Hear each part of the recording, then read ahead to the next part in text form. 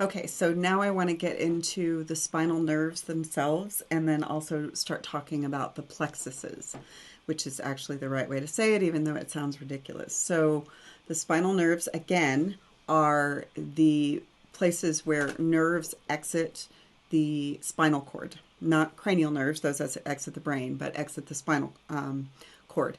There are 31 pairs. This is just showing you one side. You would also have them on the other side. You are seeing 31 pairs here if you wanted to count them. And all of them, all spinal nerves are mixed in function, meaning that they're sensory and motor. And let me show you why that is. Because this picture that we just looked at last time says that. I've got the posterior root, which is sensory, and the anterior root, which is motor. Where they come together right there, that's the spinal nerve. So the spinal nerve, by definition, is mixed in function. So let's look at it a different way. I've got the posterior root, which is sensory, and the anterior root, which is motor, and that portion is the spinal nerve. One more time. I've got the posterior root, which is sensory, and the anterior root, which is motor. This portion right here is the spinal nerve, which is mixed in function. So all spinal nerves are mixed in function. They contain sensory and motor axons. Okay, and spinal nerves leave the vertebral canal through what we learned before. If you put two vertebrae together, there's a little space between them called the intervertebral foramina. And so they are going to leave through that. So it's going to leave right there. There would be another vertebra on top of that. So they leave through the intervertebral foramina. Singular is foramen. And the way that they're named like mostly vertebra are named. So you had C1 through C7 vertebra, T1 through T12 vertebra, L1 through L5, and, S1 through S5, and then variable numbers of coccygeal vertebra. And this is mostly the same with the exception of the fact that so they're generally named for the vertebra above them. So they're leaving between vertebrae, so they generally would be named for the vertebra above them. But there's a couple of exceptions to that. First off, the first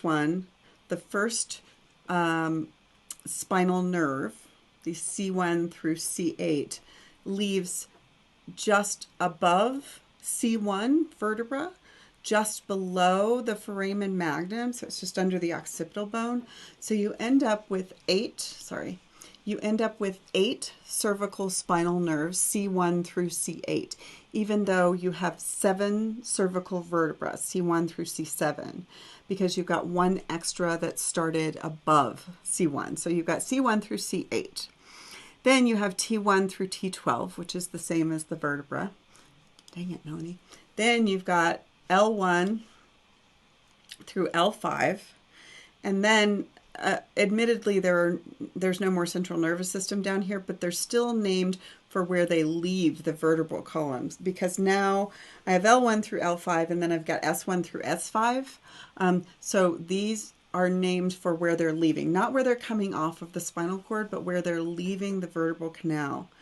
And then I have one coccygeal spinal nerve, and that one is called C0 or C01 because C1 was already taken.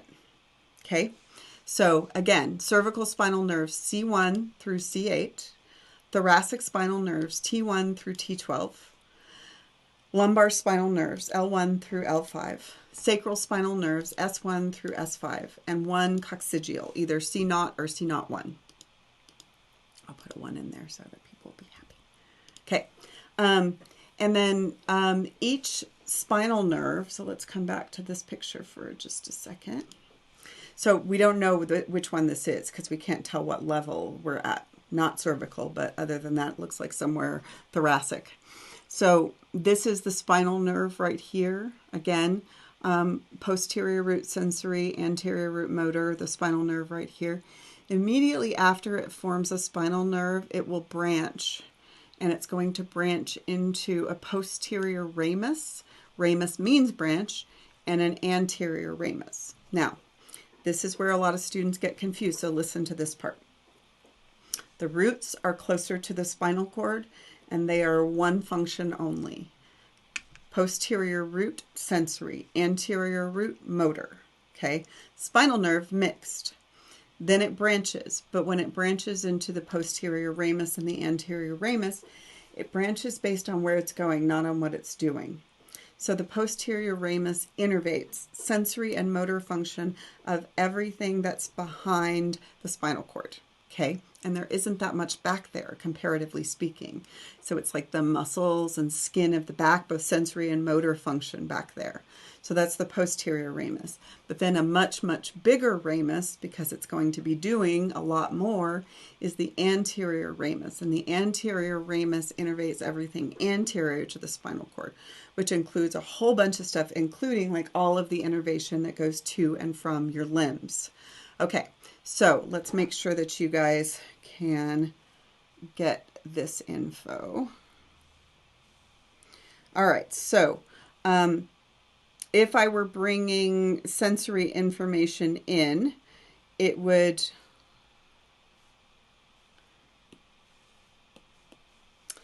be coming sensory from the posterior root. Then I would go through the gray matter of the spinal cord. Then I would go out the anterior root.